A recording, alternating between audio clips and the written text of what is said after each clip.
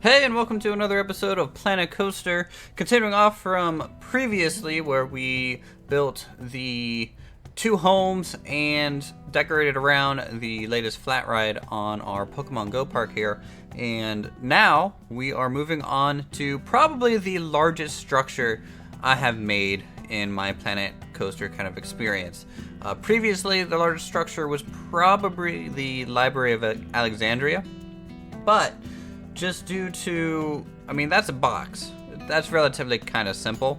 The bookcases took a little bit of time, but once you save those as assets that you can copy and paste around, really, it doesn't take too long to kind of do the interior decorating of a library. But this is one, obviously we're decorating around Pallet Town and also Viridian City, just trying to fill in some of the minor details here initially.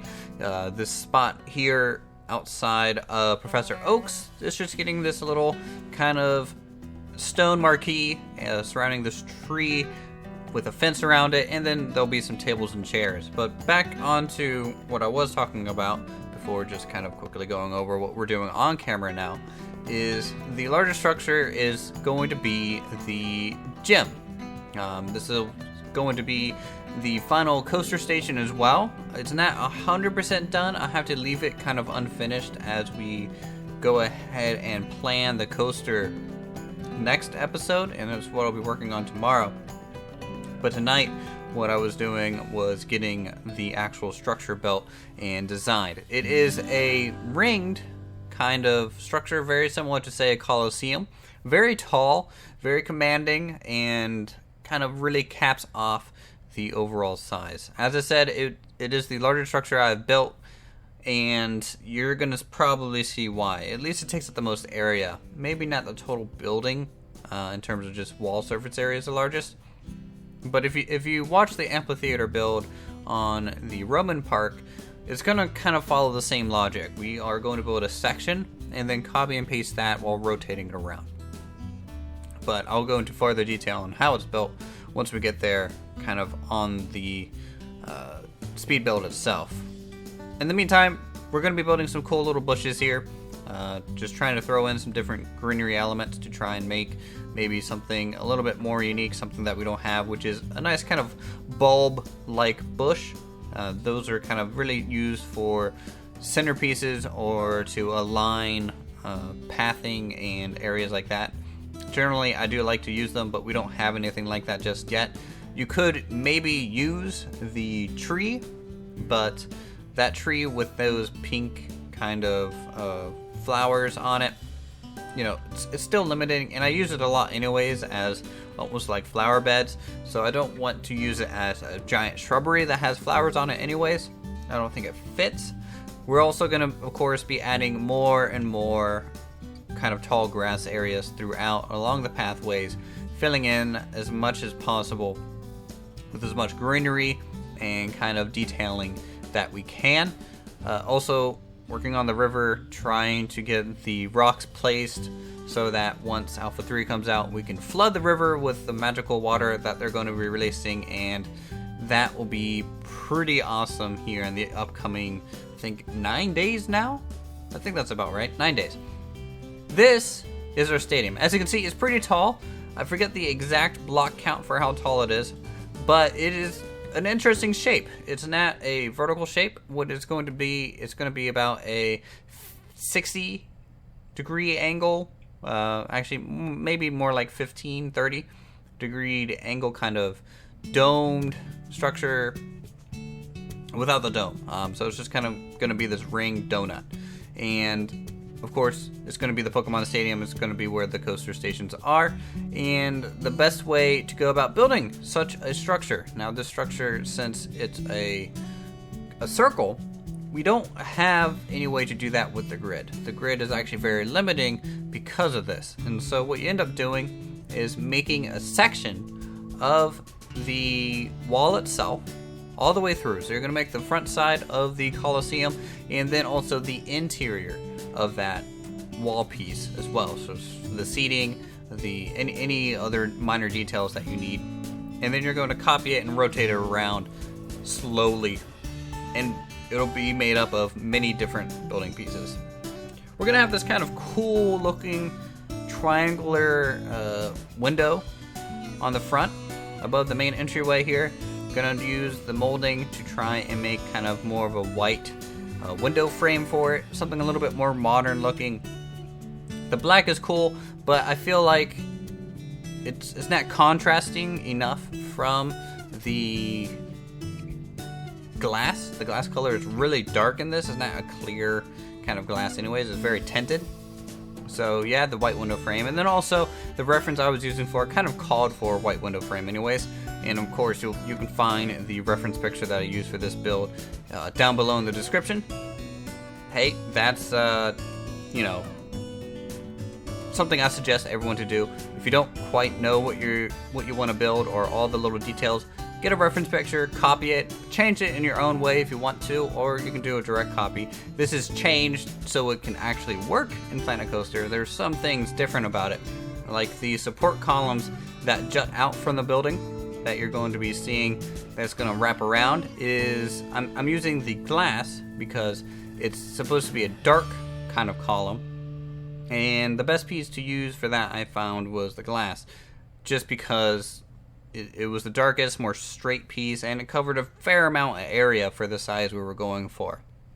Also, the back of this door we're going to be using to bring in some dark tan colors. I think that's going to help with the contrast overall. In fact, those dark tan colors will be kind of carrying through some bits of the structure over time.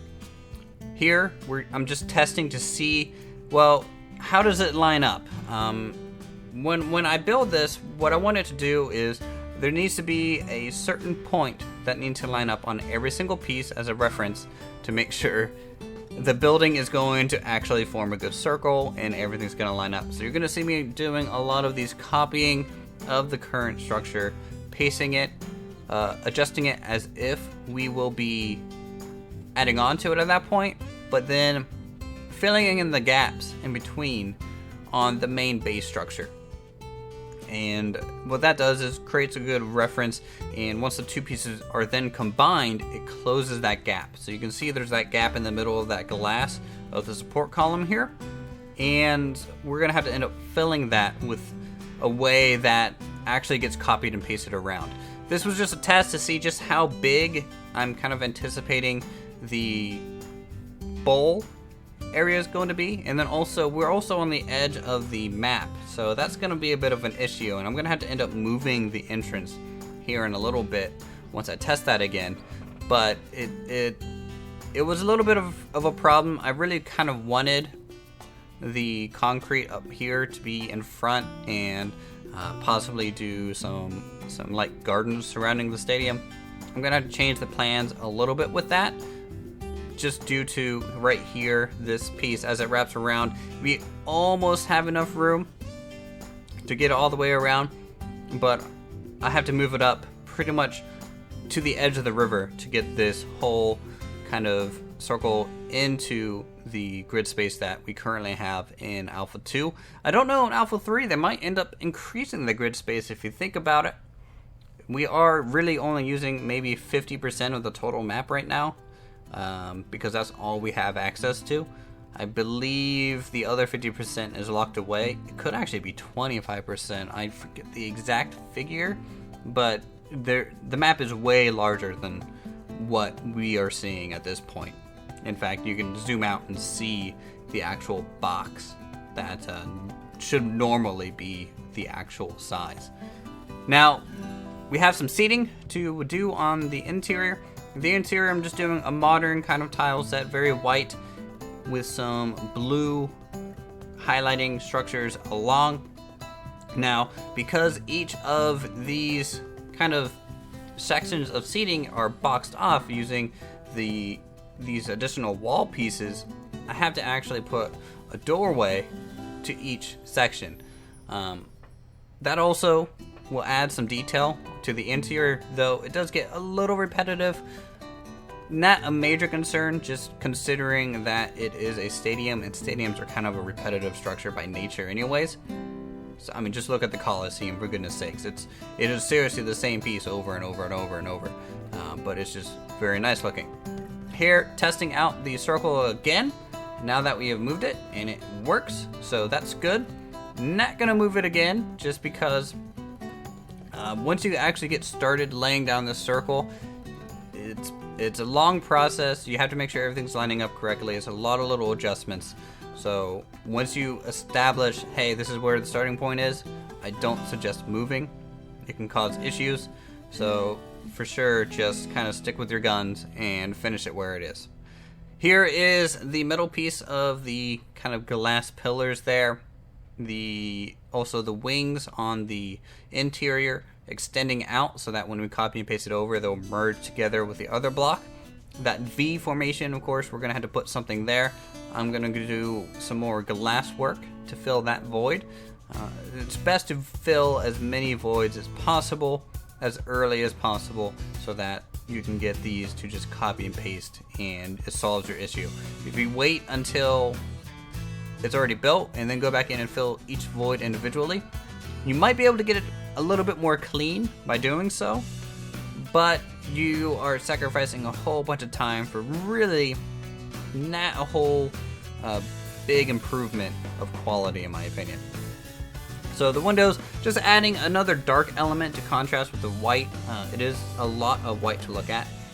What I'm actually lining up here is that top window piece of the exterior columns. That's kind of my reference point.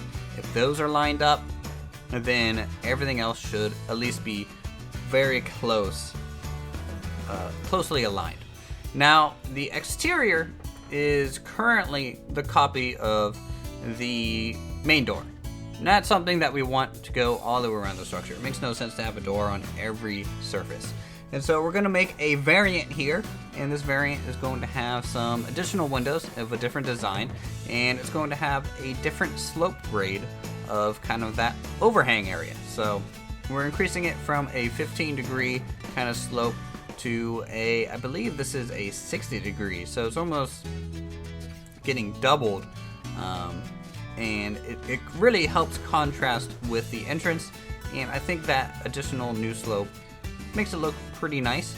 Again, that's kind of in the reference picture, so I can't really take credit with coming up with the original designs for this, but it is definitely one of my favorite structures that I've built in a long time. Professor Oak's lab probably being the last really great one that I've done. Well, maybe the Poké Center. I mean, the Poké Center looks pretty good. So these are relatively simple buildings, and I did miss going into a lot of detail, which I could do with this, though it is modern, so obviously it's not going to have like a whole bunch of crown molding or anything like that, but the amount of detail I'm fairly happy with. And at this stage, the lines are established. I'm gonna go ahead and start wrapping around and finishing up the whole ring. Gonna add one variation piece though.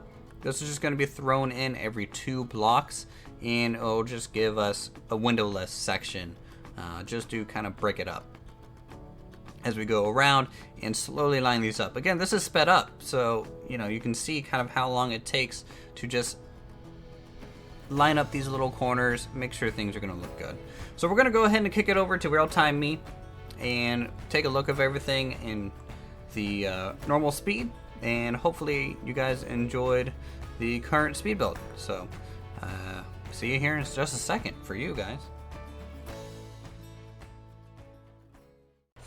So here it is. This is the shell of the pretty cool, at least I think it's Pokemon Stadium. It's very, very large. If we just go ahead and scroll away here from the rest of the park, you can just see how large it is. I mean, we could probably fit the coaster itself inside of it if we wanted to. And that's something I really want to try and attempt, as I'm not really comfortable building a coaster to begin with, and fitting it in such a tiny space won't really probably work for me. And as we had to fit 2 coasters in there, I don't know if it's big enough. Anyways, yeah, here's the exterior. Very cool looking with the kind of the exploding training kind of Pokeball logo out front, basically signaling that this is a gym. Now, the interior needs cleaned up. Obviously, just from the copying and pasting, it is very messy in here, but until we have the established kind of 2 coaster stations, that's basically on hold. A lot of things are kind of restricted just because we have to put our stations in here. Now, the cool thing though is that we can actually kind of see how much room this is going to take. And I want each coaster to start kind of separated like this, and I can build the actual Pokemon ring and battle area, decorate that to probably either a rock ground type, as that would be kind of Viridian Gym's kind of typecasting, if depending on which game you use, and it would look pretty cool, and add some minor details after all of that's done, and really clean it up and make it look very presentable. Right now this is definitely kind of the first pass, and as we design the coasters and get them in a working order, that would definitely be best. So here is the front entrance. Very cool. I really like how dark these windows are for the supports, and I do like, you know, that they do reflect the sun. It makes it look very shiny, very new, very clean, and the overall profile, how we have this nice kind of 60-degree, 15-degree sloping action. It's not this vertical wall with elements on it. Everything's sloping. Even the underside has this counter slope onto it. It's a very sleek design, and you know, this is one of the reasons we use reference pictures. You can create some pretty cool stuff referencing off other people, using them as inspiration for your own stuff. Directly copying, you know, some people don't like it, some people do. It's not like I'm claiming it's my design, so right now I'm okay with it. Plenty of cool little layers on it. The window frames, I kind of wish the black window frames weren't there, because it kind of clashes with as it's not really centered on the white window frames, so it's just this little thing that's bugging me. I can't wait till we have some more pieces to definitely work with and get some cool new details on it. As you can see, it does overhang into the river a little bit. Had to put some rocks here to try and build up some type of large support that carry all this weight. It is a very large structure, so you need to make it look very grounded, very weighty, especially at the bottom. Windows surrounding the whole thing, and I could surround it with gardens if that's something you guys want. On this side, I might end up building up a little bit more of a mountain for the coasters to go through and around, or I could do it on this side. I don't really know just yet. You guys can, of course, give me suggestions on how you want this coaster to work. It could work very similar to Gyarados, how it follows the terrain around, and that can work. Or we can just do a freestanding kind of dueling coaster. You could even go in the river. Who knows? You guys can let me know down below as always. Now, let's see. Yeah, we can just go ahead and quickly go over some of the detailing here. Just filled in some green spots. Filled in some more rocks around the river. The river's really starting to come together, just minus the water. So it's not really it's a riverbed. It's not even a river yet. Here is the new kind of spot by Professor Oaks. How we have some nice little seating areas here. That nice tree, 2 seatings over here. It'll be pretty cool if we can get a waterfall. These 2 seats will definitely provide a pretty cool view of the coaster. A waterfall. I really want to rework this staircase in the long run. That's probably going to be one of the last things I do, is rework this whole exit and how it connects back into Viridian. Anyways, I think that's going to do us for this episode. Thank you guys so much for watching, as always. If you have any suggestions, comments, feel free to let me know down below. Subscribe if you're new. Check out my other videos if you haven't done so already. We do build some pretty cool stuff over time. Have videos on making this whole thing, so if you want to check that out, I suggest it. Anyways, thank you so much for watching, and I'll see you guys next time in some more Planet Coaster.